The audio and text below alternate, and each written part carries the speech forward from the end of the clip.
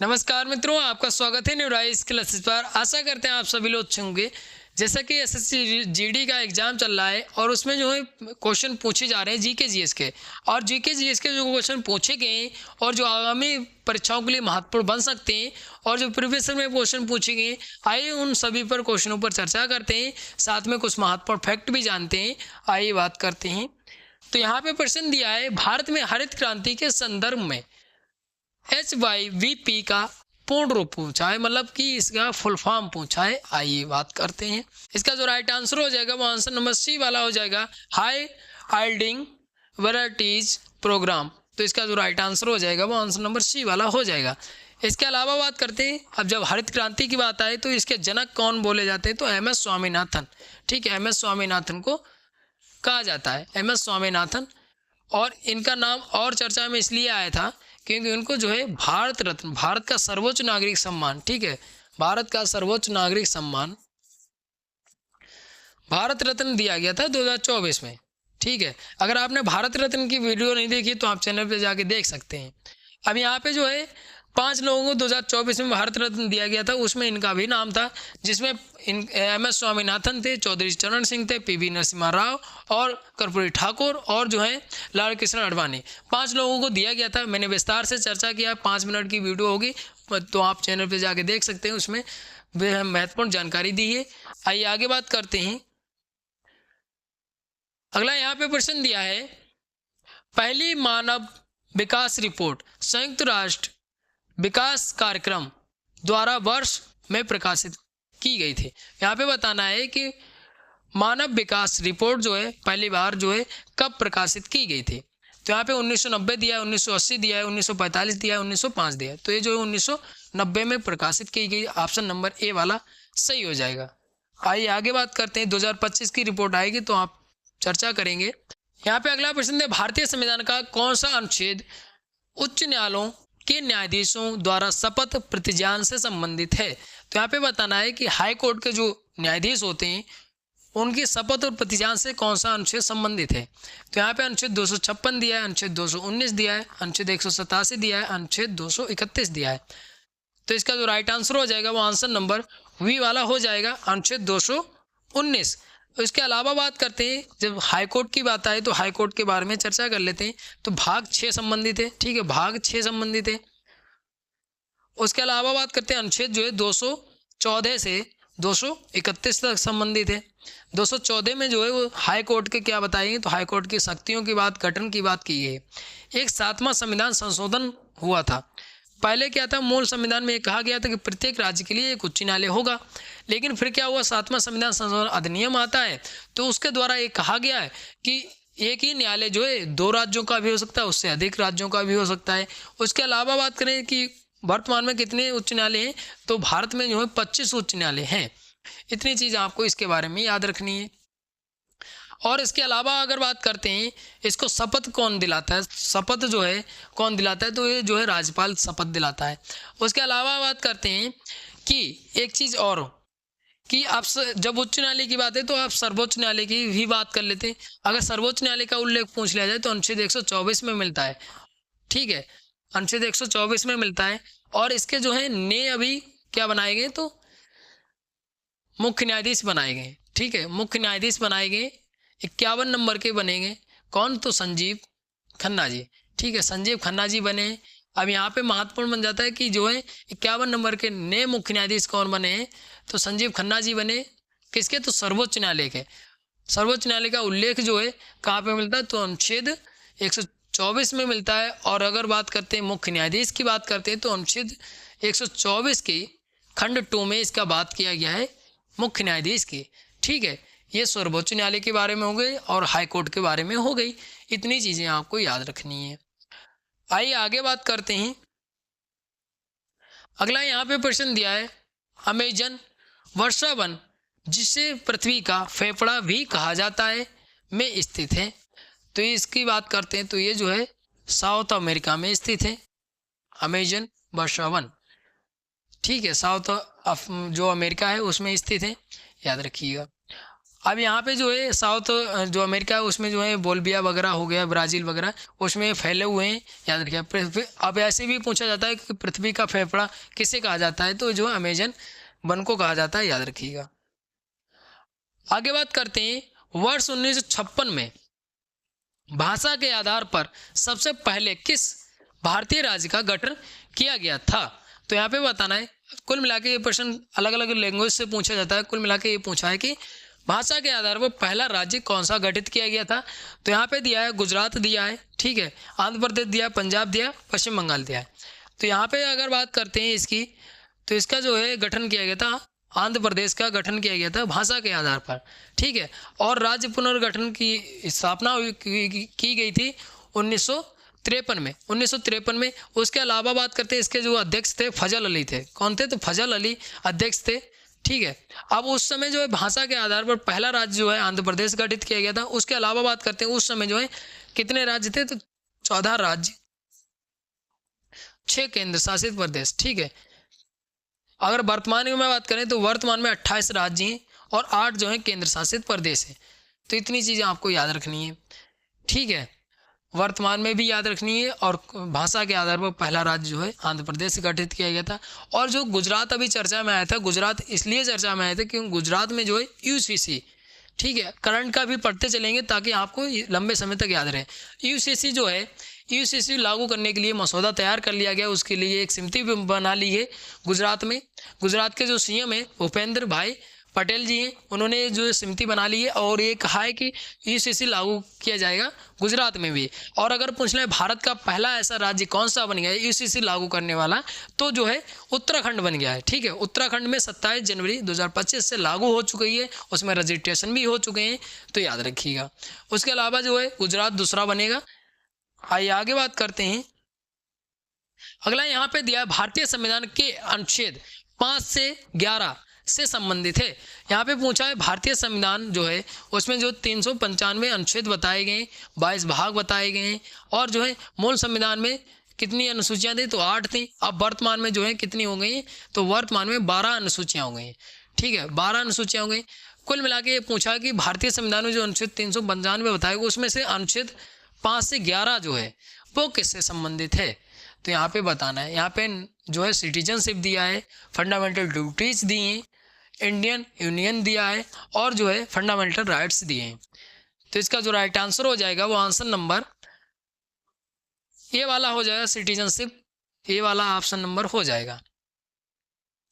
इसके अलावा अगर बात करते हैं कि जो है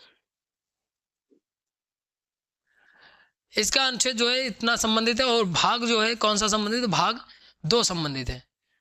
5 से 11 अनुच्छेद संबंधित, भाग 2 संबंधित है। आइए थोड़ा सा और चर्चा करते हैं इसके बारे में, क्योंकि यहाँ से प्रश्न बनता ही है। बात करते हैं भाग 1 की, तो भाग 1 में 1 से 4 संबंधित है, संघ और उसका राज्य क्षेत्र की बात की गई है। भाग 2 में जो है 5 से 11 संबंधित है, सिटीजनशिप की बात की गई है। भाग 3 में जो है 12 से 35 संबंधित है, फंडामेंटल राइट्स की मतलब मूल अधिकार की बात की गई है 12 से 35 में। भाग 4 में जो है 36 से 51 संबंधित है, और जो है राज्य के नीति है मतलब डीपीएसपी की बात की गई है इसमें। फिर भाग 4 का की बात करते हैं, अनुच्छेद जो है 51 का संबंधित है, मूल कर्तव्यों से संबंधित मतलब फंडामेंटल ड्यूटीज से संबंधित। वर्तमान में फंडामेंटल ड्यूटी कितनी है, तो 11 है, ठीक है। और जो है मूल अधिकार कितने हैं, 6 हैं वर्तमान में। अब यहाँ पे इतनी चीज़ें आपको याद रखनी है। उसके बाद बात करते हैं भारतीय संघ की, तो संघ की अगर बात करते हैं तो भाग 5 में उल्लेख मिलता है इसका, ठीक है, भाग 5 में संघ की। और यहाँ पे जो है अनुच्छेद पूछे जाते हैं और ये संबंधित भाग पूछ लिया जाता है या कभी कभी मैचिंग में दिया जाता है, तो इतनी चीज़ें आपको याद रखनी है। आइए आगे बात करते हैं। यहाँ पे अगला प्रश्न दिया है, जनता पार्टी ने किस पंचवर्षीय योजना को समय से 1 वर्ष पूर्व स्थगित कर दिया था, तो यहाँ पे बताना है कौन सी जनता पार्टी ने। तो इसका जो राइट आंसर हो जाएगा वो आंसर नंबर डी वाला होगा, 5वीं, ठीक है, 5वीं जो पंचवर्षीय योजना थी उसको स्थगित कर दिया गया था, याद रखिएगा। आइए आगे बात करते हैं। अगर पूछ रहे हैं पहली पंचवर्षीय योजना तो 1951 में स्टार्ट होती है। यहाँ पे अगला क्वेश्चन दिया है, वर्ष में गोवा के चर्चों मठों को यूनेस्को की विश्व धरोहर स्थलों की सूची में सम्मिलित किया गया। तो यहाँ पे बताना कब सम्मिलित किया गया। तो 1984 दिया है, 1989 दिया है, 1986 दिया है, 1983 दिया है। तो इसको शामिल किया गया था 1986 में शामिल किया गया था। ऑप्शन नंबर सी वाला सही हो जाएगा। ठीक है, अब यहाँ पे आपको करंट का प्रश्न बताएं। जो मोइदम है, मोइदम जो स्थल है कहाँ का स्थल है, तो असम का स्थल है। कहाँ का है, तो असम का स्थल है। ठीक है, इसको 2024 में यूनेस्को की सूची में शामिल किया। अब इसको प्रमाण पत्र भी दे दिया गया जनवरी के टाइम पे 2025 में। ठीक है, पेरिस में इसको प्रमाण पत्र मिल गया। ठीक है, और ये मोइदम को शामिल किया गया। असम का स्थल है और ये पूर्व उत्तर भारत का पहला जो है सांस्कृतिक स्थल हो गया असम का, और असम का पहला सांस्कृतिक स्थल है। हालांकि असम के 2 स्थल और शामिल हुए थे। कब, तो 2 स्थल कौन से थे, तो काजीरंगा और जो है मानस, ये दोनों जो स्थल हैं, लेकिन ये स्थल तो थे लेकिन ये प्राकृतिक स्थल थे शामिल। ठीक है, और इनको जो शामिल किया गया था वो 1985 में शामिल किया गया था। ठीक है, ये विश्व धरोहर सूची में शामिल है, लेकिन इनको जो है 1985 में शामिल किया गया था प्राकृतिक स्थल के रूप में। और मोइदम जो है सांस्कृतिक स्थल है असम का, ये 2024 में शामिल किया है। ये करंट का प्रश्न बनाया जा सकता है। अगर पूछ ले जाए कि टोटल स्थल कितने हो चुके हैं, तो ये जो है 43 स्थल हो चुके हैं। 43 स्थल हो चुके हैं भारत के। ठीक है, भारत के 43 स्थल हो चुके हैं, जिसमें से 7 जो है प्राकृतिक स्थल हैं। उसके अलावा बात करें, सबसे ज़्यादा जो है इटली के स्थल हैं, सबसे ज़्यादा इटली में स्थल हैं। ठीक है, विश्व धरोहर सूची के। और करंट का प्रश्न बताएं तो ऑस्ट्रेलिया जो है, ऑस्ट्रेलिया के गोल्ड फील्ड्स जो है उसको शामिल किया जाएगा। अभी हाल ही में घोषणा होती है। ठीक है, उसकी सबमिट होती है, उसमें घोषणा की गई है। तो इतनी चीज़ें आपको याद रखनी है। और अगर पूछ लिया जाए यूनेस्को का मुख्यालय हेडक्वार्टर कहाँ है, तो पेरिस फ्रांस में। इतनी चीज़ें आपको याद रखनी है। आइए आगे बात करते हैं। अगला यहाँ पे प्रश्न दिया है, नीचे सूचीबद्ध अम्लों में से सबसे दुर्लभ अम्ल कौन सा है। तो सबसे दुर्लभ अम्ल जो है वो कौन सा है, तो एस्टिक एसिड है। ऑप्शन नंबर जो हो जाएगा ए वाला हो जाएगा। ठीक है, आइए आगे बात करते हैं। अगला यहाँ पे प्रश्न दिया है, भारत का पहला वाणिज्यिक परमाणु ऊर्जा संयंत्र तारापुर निम्नलिखित में से किस राज्य में स्थित है। तो यहाँ पे दिया है महाराष्ट्र दिया है, झारखंड दिया है, मध्य प्रदेश दिया है और कर्नाटक दिया है। तो ये जो है इसका राइट आंसर हो जाएगा, आंसर नंबर ए वाला हो जाएगा, महाराष्ट्र में। ठीक है, महाराष्ट्र में स्थित है। एक पूछा जाता है नरोरा, नरोरा जो है वो कहाँ स्थित है, तो यूपी में स्थित है। ठीक है, ये भी ऊर्जा संयंत्र है। और दूसरी बात ये महत्वपूर्ण हो जाती है कि महाराष्ट्र और चर्चा में इसलिए आया था, जो मराठी भाषा है। ठीक है, मराठी भाषा है, जो महाराष्ट्र सरकार है उसने क्या कर दिया है कि मराठी भाषा को जो है ऑफिशियल जो ऑफिस होंगे, दफ्तर होंगे, उसमें अनिवार्य कर दिया बोलना। ठीक है, मराठी भाषा को, तो इसलिए भी चर्चा में आया था। ठीक है, दूसरी बात ये महत्वपूर्ण बन जाती है कि जो है मध्य प्रदेश इसलिए चर्चा में थे कि मध्य प्रदेश में कितने अभी जो है पार्क हैं, तो जो है 12 पार्क हैं। सबसे ज़्यादा पार्क जो है मध्य प्रदेश में, ये भी पूछा जाता है। और मध्य प्रदेश में जो कोनू राष्ट्रीय उद्यान है, उसमें जो है नामीबिया से, साउथ अफ्रीका से जो चीते लाए गए थे वो बसाए गए थे। उसमें से 5 चीते जो हैं वो खुले छोड़ दिए, अभी तक बंद थे, अब खुले छोड़ दिए, इसलिए चर्चा में आया था। और दूसरी बात ये महत्वपूर्ण हो जाती है कि जो कोनू राष्ट्रीय उद्यान है उसमें जो है कितने हो चुके हैं, तो 12 चीते हो चुके हैं, 14 जो है शावक हैं। ठीक है, इतनी चीज़ें आपको इसके बारे में याद रखनी है। आइए आगे बात करते हैं।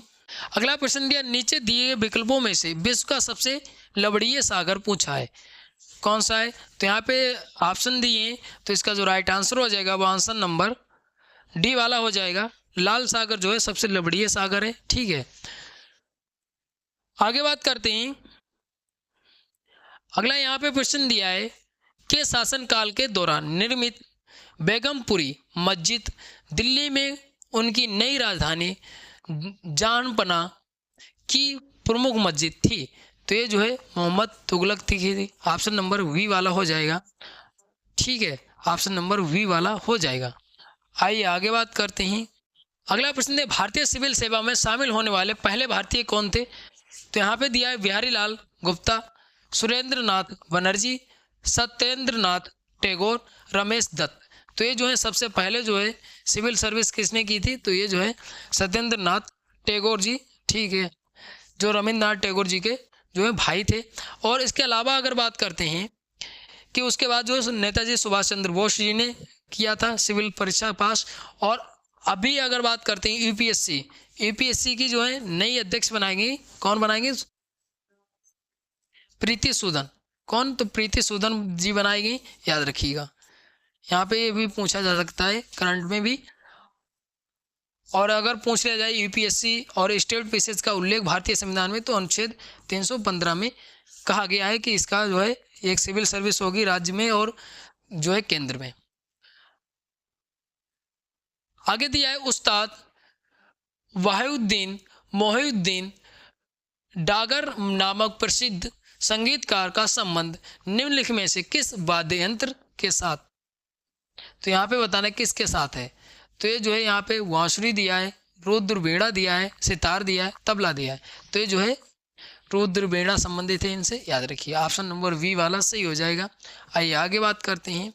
तो यहाँ पे बात करें बांसुरी, तो हरि प्रसाद चौरसिया है। फिर रुद्र वीणा जो है उस्ताद बहाउद्दीन मोहिउद्दीन डागर है। सितार से संबंधित पंडित रविशंकर, और तबला से संबंधित जाकिर हुसैन, जो हाल ही में इनका निधन हो चुका है। ठीक है, इनका निधन हो चुका है और इनको जो है पद्म पुरस्कार भी दिए गए हैं। तो इनका वाद्य यंत्र भी पूछा जा सकता है, तो याद रखिएगा। आइए आगे बात करते हैं। अगला प्रश्न दिया है सेंटोस बंदरगाह, जिसे दुनिया के कॉफी पोर्ट के रूप में जाना जाता है, ये स्थित है। तो ये बताना है कहाँ पे स्थित है। तो इसका जो राइट आंसर हो जाएगा वो आंसर नंबर ए वाला हो जाएगा, ब्राज़ील में स्थित है। ठीक है, ब्राज़ील में स्थित है। और बात करते हैं कि एक बंदरगाह है कहवा, ठीक है, यहीं पे ब्राज़ील में। उसके अलावा बात करते हैं एआई शिखर सम्मेलन, जो हाल ही में आयोजित किया गया है, मोदी जी ने से अध्यक्षता की है। कहाँ पे? तो फ्रांस में, और फ्रांस की राजधानी है पेरिस। क्योंकि ये देश जो है चर्चा में रहते हैं, इनकी ये जो है याद रखिएगा। एआई शिखर सम्मेलन की से अध्यक्षता जो मोदी जी ने की है, वो भी कहाँ होता है? तो पेरिस फ्रांस में होता है। और पेरिस किस नदी के किनारे? तो सीन नदी के किनारे स्थित है। उसके अलावा अगर बात करते हैं, अगली बार जब होगा एआई शिखर सम्मेलन, तो अपना भारत जो है मेजबानी करेगा। ठीक है, अपना भारत मेजबानी करेगा। इतनी चीज़ें आपको याद रखनी है। उसके अलावा फ्रांस में जो है क्या है, अपना जो है वाणिज्य दूतावास का उद्घाटन भी मोदी जी ने अभी हाल ही में किया है। तो ये महत्वपूर्ण बन जाता है कल की डेट में। तो यहाँ पे जितनी चीज़ें थी यहाँ पे चर्चा किया है।